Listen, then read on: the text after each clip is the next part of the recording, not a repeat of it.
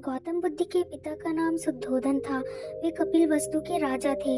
बात उस समय की है जब गौतम बुद्ध का जन्म भी नहीं हुआ था। राजा शुद्धोधन की कोई संतान न थी। इसी कारण संतान प्राप्ति की चाह में वे सदा विचार मग्न रहते थे। संतान प्राप्ति की चाह में ही उन्होंने 2 विवाह किए थे। राजा शुद्धोधन की बड़ी रानी का नाम महामाया और छोटी का नाम प्रजापति था। धीरे धीरे समय व्यतीत हो रहा था। राजा शुद्धोधन अब अधेड़ अवस्था से वृद्ध अवस्था की ओर अग्रसर होने लगे थे। देवी देवताओं की पूजा अर्चना और दान पुण्य आदि करने के बाद भी उन्हें संतान का सुख न मिल सका। समय बीतने के साथ साथ राजा की तृष्णा भी बलवती होती जा रही थी। ऐसा प्रतीत हो रहा था जैसे भाग्य के देवता राजा शुद्धोधन से कुपित हो गए हैं। तभी तो उनकी श्रद्धा और निष्ठा भी कोई रंग न ला सकी थी। अब राजा की तृष्णा चिंता और गहन चिंता में बदलने लगी थी। राज्य में चारों ओर सुख शांति और समृद्धि थी, किंतु अपना उत्तराधिकारी न होने के कारण यह सब कुछ राजा को निर्थक ही प्रतीत होता था। निसंतान होने का दुख राजा शुद्धोधन को ही नहीं, रानी महामाया और रानी प्रजावती को भी था। इस चिंता को दूर करने का उपाय किसी के हाथ में न था, अतः वे सभी मौन थे। एक समय की बात है, रानी महामाया रात्रि काल में अपने इष्ट देव का स्मरण कर सैया पर लेट गईं।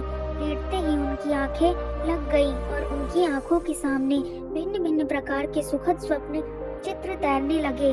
स्वप्नों का तांता रात भर लगा रहा। स्वप्न आते रहे और सुखद अनुभूति देकर विश्रांत होते रहे। रात्रि का अंतिम प्रहर चल रहा था। रानी महामाया ने स्वप्न में देखा कि 4 यक्ष जिनके मुखमंडल तेज से प्रदीप्त थे उनके निकट आए। यक्षों ने रानी को प्रणाम किया और पुष्प के समान बड़ी कोमलता से उन्हें उठाकर एक ओर को उड़ चले।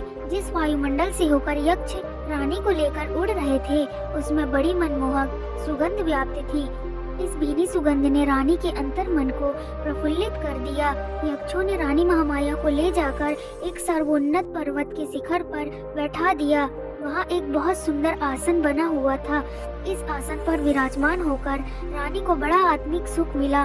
रानी महामाया का तन मन प्रसन्नता से झूम रहा था। इसी बीच स्वर्ग लोक में निवास करने वाली सुंदरता की प्रतिमूर्ति अप्सराएं वहाँ का एक प्रकट हुई। अप्सराओं ने करबद्ध हो शीश झुकाकर रानी को प्रणाम किया। देवी, एक अप्सरा रानी से बोली, आपकी स्नान का समय हो गया है, कृपया स्नान के लिए प्रस्थान कीजिए। रानी कुछ न बोली, उठकर उनके साथ चल दी। अप्सराएं रानी को ले गई। मंगल गीत गाती हुई एक सरोवर के पास पहुंची। सरोवर अत्यंत सुंदर था और उसमें श्वेत कमल पुष्प शोभायान थे। अप्सराओं ने रानी को ले जाकर सरोवर के मध्य खड़ा कर दिया और मल मल कर स्नान कराने लगी।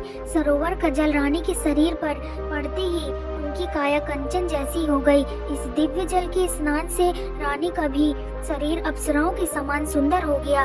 रानी महामाया आश्चर्यचकित होकर अपने रूप सौंदर्य को निहार रही थी।